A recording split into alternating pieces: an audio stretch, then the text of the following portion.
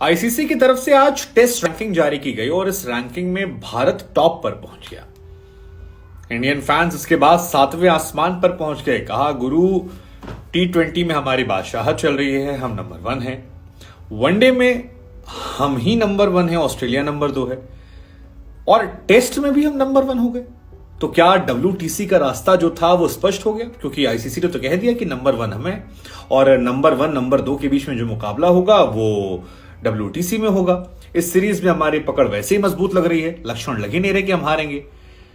भारतीय टीम के प्रशंसकों ने इसके बाद रिकॉर्ड्स खोजने शुरू कर दिए तो पता लगा कि पहली एशियन टीम हम हो गए जिन्होंने टेस्ट, T20 और वनडे में रैंक 1 की बादशाहत हासिल की है। इसके बाद तो और रिकॉर्ड्स निकलने लगे। पता लगा कि ओडीआई का गेंदबाज नंबर 1 हमारे यहां से, T20 का नंबर 1 बैट्समैन हमारे यहां से, वनडे में नंबर 1 हम हैं, T20 में हम हैं, टेस्ट में अब तो हम ही हम हैं, ऑलराउंडर्स में भी हमारे प्लेयर्स हैं। तो हमें लगा कि यार हम ही हम हैं और कौन यहां नजर आता है। लेकिन कहते हैं ना कि वक्त बदल दिया, जज्बात बदल दिए, वही हुआ भारत के साथ। यह बादशाहत सिर्फ 6 घंटे की थी और आईसीसी ने 6 घंटे के बाद एक नई रैंकिंग जारी की जिसमें भारत नंबर 1 से नंबर 2 पहुंच गया।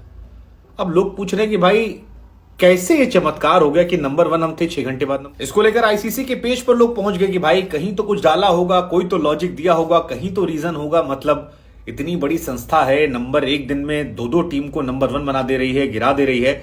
वजह क्या है? क्योंकि हम तो यार दुनिया भर में ट्वीट कर चुके थे, माहौल बना चुके थे, लेकिन आईसीसी ने इसको लेकर कोई भी स्पष्टीकरण नहीं दिया। मतलब आईसीसी ने यह नहीं बताया कि कैसे भारत सुबह नंबर 1 था और शाम को कैसे ऑस्ट्रेलिया नंबर 1 हो गया।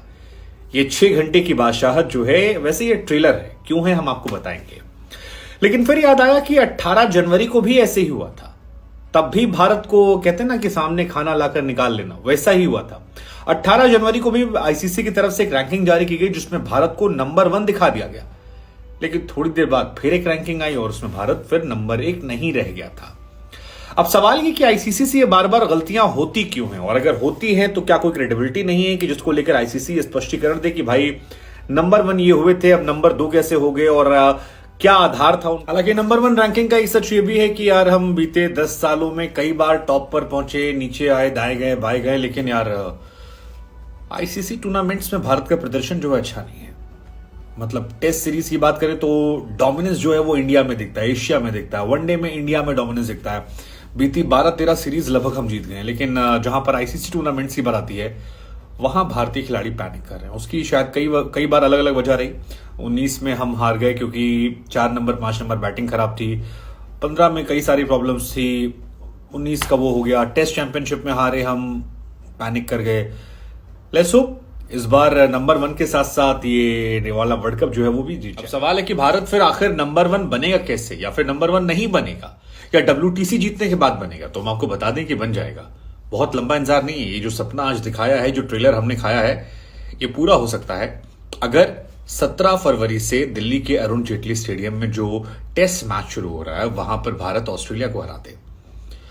अगर भारत ऑस्ट्रेलिया को हरा देता है तो 121 पॉइंट भारत के हो जाएंगे और ऑस्ट्रेलिया के 120 पॉइंट हो जाएंगे और इंडिया नंबर 1 हो जाएगी। इसका मतलब है जो सपने हमने देखे थे, एशिया के पहली टीम जो तीनों फॉर्मेट में नंबर 1, बैट्समैन नंबर 1, फलाना नंबर 1, धमाका नंबर 1, सारे नंबर 1 हो जाएंगे। अब ये 4 टेस्ट मैचों की सीरीज में अगर 3 भी मैच हम जीत जाते हैं तो भी हम नंबर 1 बरकरार रहेंगे और ऑस्ट्रेलिया जो है वो नंबर 2 हो जाएगी। यानी WTC फाइनल में हम जाएंगे तो हम नंबर 1 बनकर जाएंगे। एंड जिस हिसाब से दिल्ली की पिच है, जिस हिसाब से अश्विन को लेकर ऑस्ट्रेलियाइयों में खौफ है और जितना उनका कॉन्फिडेंस लो है, हैरानी की बात नहीं हो कि अगर इंडिया 17 तारीख से जो टेस्ट मैच शुरू हो रहा है उसमें नंबर 1 हो जाए। श्रेयस अय्यर की वापसी भी हो रही है और यह माना जा रहा है कि भारत जो है काफी स्ट्रांग पोजीशन में है नंबर 1 पोजीशन रिटेन करने को।